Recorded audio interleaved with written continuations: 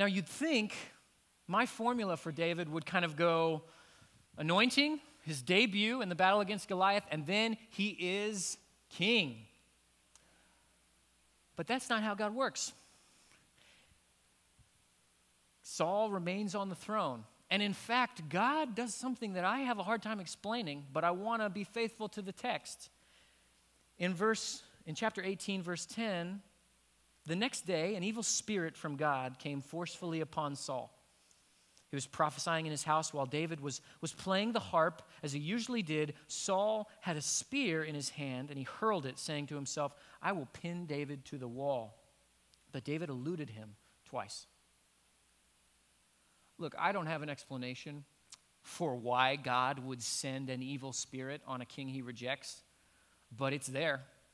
He is God, and he can do whatever he wants. And if he wants to hasten someone's fall or bring trouble based on disobedience, that is his to do. If you're visiting, welcome. We embrace this weird stuff because we know God is God.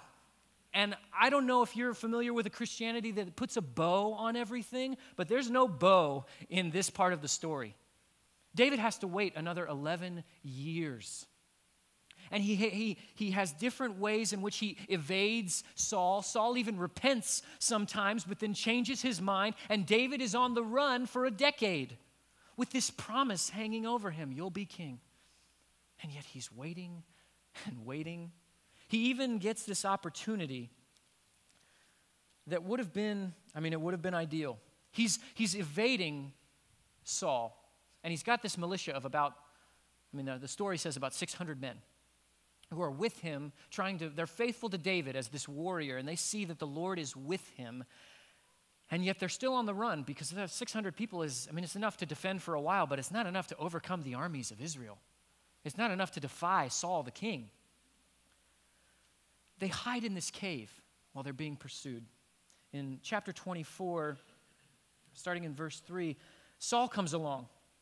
He came to the sheep pens along the way, a cave was there, and Saul went in to relieve himself. Do his business. David and his men were far back in the cave. The men said, "This is the day the Lord spoke of when he said to you, 'I will give your enemy into your hands for you to deal with as you wish.'" This is the moment. How can we deny? God has delivered Saul. He is literally pants down. You've caught him. He's in the cave. You can kill him. No one would know the wiser if you did. David, in the dark, creeps up, slices off the corner of Saul's robe. And yet David is then stricken with this guilt because he thinks, look, God chose Saul, and it will be God's duty to unseat Saul. This is God's timeline, not mine. Mark down, number 3, God can use anyone to do anything at any time. And David, with this out-of-the-box approach to God, understands it's not for me to take control of the timeline. I could spare us a lot of bloodshed. I could spare myself a lot of heartache. I could, if I just cut the corner. If I just cut this corner, and instead, David does not. I have been guilty many times of cutting corners. I don't know about you.